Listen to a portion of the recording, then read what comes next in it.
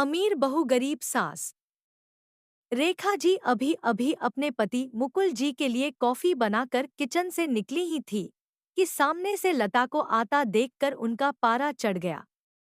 रेख जी, जब सारा काम हमें ही करना है तो तुम्हारा क्या काम है यहाँ? तुम्हें पता नहीं है कि हमें सुबह उठते ही कॉफी पीने की आदत है। लता मांझी, मैं आ ही रही थी लेकिन रवि को जल्दी ऑफिस जाना था, उनके कपड़े प्रेस करने में टाइम लग गया। रेखा जी, बस हर बात में बहाना पहले ही तैयार रहता है। लता को शादी करके आए अभी केवल 4 महीने ही हुए थे। यहाँ आकर उसे ऐसा लगने लगा था जैसे किसी जेल में आ गई है। उसे कहीं जाना हो तो परमिशन लेनी पड़ती थी। कोई गलती हो जाए तो पनिशमेंट मिलता था। सास, ससुर और पति तीनों ही एक सुर में उसका विरोध करते थे। कभी कभी तो मन करता कि यहाँ से भागकर अपने पापा के घर चली जाए, लेकिन पापा हार्ट पेशेंट हैं, यह सब उन्हें पता लग गया तो न जाने क्या अनर्थ हो जाएगा। यही सोचकर सब बर्दाश्त करती रहती थी। लता ने जल्दी जल्दी सबके लिए नाश्ता बनाया, उसके बाद रवि को टिफिन पैक करके दे रही थी। तभी रवि ने आवाज दी, रवि, लता क्या कर रही हो? इतना टाइम नहीं है मेरे पास, कार चला के नहीं जाना है? मेट्रो में कितना समय लगता है तुम्हें पता है? जरा सा लेट पहुंचो तो ऑफिस में सुनना पड़ता है। रवि की एक एक बात इस बात की ओर इशारा था कि उसके पिता ने कार नहीं दी थी, लेकिन वह अब सब सुन लेती है। पिता को कैसे बताएं कि जिन्हें आपने उसका जीवन साथी चुना था वह पैसों का लालची है। एक दिन शाम को रवि घर आया तो उसने अपने पापा से बात की। रवि, अब मुझसे नौकरी नहीं होती, वो आपके पुराने दोस्त शर्मा जी मोटर पार्ट बनाते हैं, मैं चाहता हूँ कि उसकी सप्लाई शुरू करूँ। पापा, लेकिन बेटा उसके लिए तो कम से कम 10 लाख रुपए चाहिए होंगे, वो कहाँ से आएंगे? रवि, वही सोच रहा हूँ। तभी लता चाय बना कर लाती है। रवि, लता, तुम अपने पापा से कुछ पैसे उधार ला सकती हो? लता का सब्र जवाब दे चुका था। रोज रोज के तानों से दुखी होकर उसने जवाब दिया, लता, रवि, मेरे पिता के भरोसे मत रहना, उन्होंने मेरी शादी करके अपना फर्ज पूरा कर दिया। अगर आपको नौकरी करने में दिक्कत है तो मुझे जॉब करने दो, दोनों मिलकर कमाएंगे। यह सुनकर रवि का पारा चढ़ गया। रवि, क्या बकवास कर रही हो? ज्यादा जुबान चलने लगी है।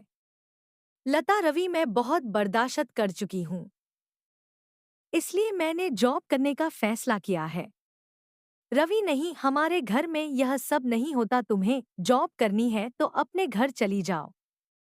लता, मुझे पता था आप यही कहेंगे। मैंने वकील से बात कर ली है, मैं जल्द ही तलाक ले लूंगी। यह सुनकर रवि और उसके पिता के हाथ पांव फूल गए। तभी रेखा जी वहां आ गई।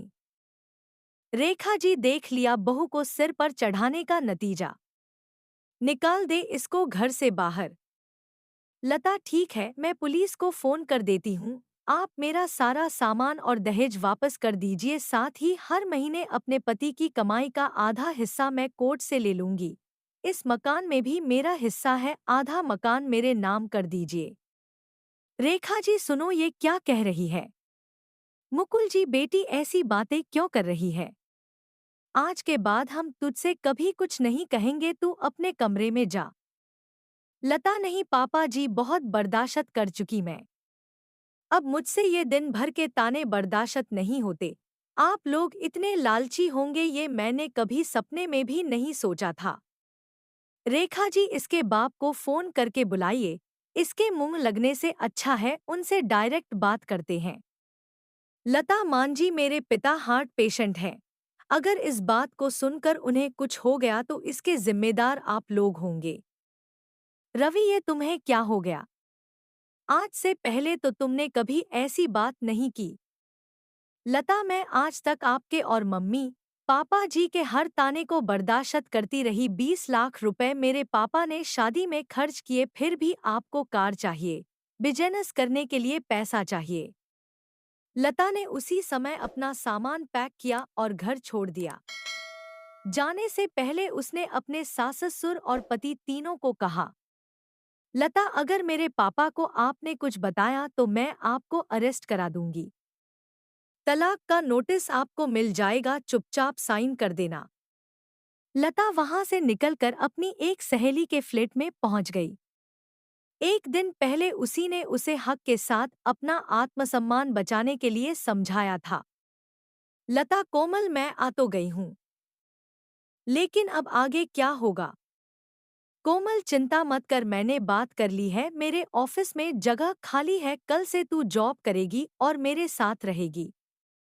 एक महीने तक जॉब करने के बाद लता एक दिन अपने घर जाती है और पिताजी को सारी बात बताती है। उसकी बात सुनकर उसके पिता कहते हैं, पिता बेटा, मुझे तूने क्यों नहीं बताया? लता, पापा, आपने मेरे लिए बहुत कुछ किया है। अब मैं आपको परेशान करना नहीं चाहती थी। पिता बेटी, मैं इतना कमजोर नहीं हूँ। तू चिंता मत कर, घर आ जा। लता, नहीं पापा, मुझे कुछ समय दीजिए, अपने पैरों पर खड़ा होने दीजिए, अपनी एक पहचान बनाने दीजिए। कुछ ही महीने केस चलने के बाद रवि और लता का तलाक हो गया। रवि को पूरा दहेज और 30 लाख रुपए देने पड़े, साथ ही हर महीने अपनी सैलरी का एक हिस्सा वह कोर्ट में जमा करवाता था। दोस्तों, आपको यह कहानी कैसी लगी हमें कमेंट में ज़रूर बताएं और ऐसी कहानियों के लिए हमारे चैनल को सब्सक्राइब करें। Thank you for watching.